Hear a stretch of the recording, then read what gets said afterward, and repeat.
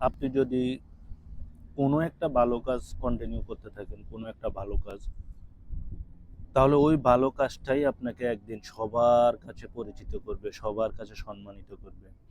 তো সেটা ছোট হোক, বড় হোক, আপনি যখন একটা ভালো কাজ কন্টিনিউ করবেন, করতে থাকবেন, তখন অবশ্যই আপনি মানুষের মুখে কোনো না কোনো এক সময় প্রশংসিত হবেন।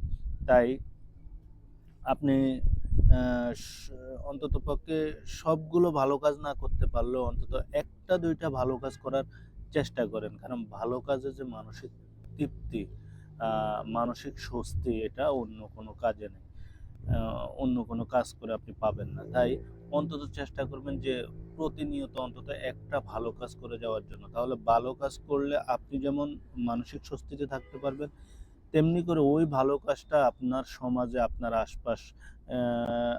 আশপাশে যারা বসবাস করে আপনার সাথে, আপনার ওই ভালো কাজটা অটোমেটিক্যালি আপনাকে প্রশংসায় পঞ্চমুখ করবে।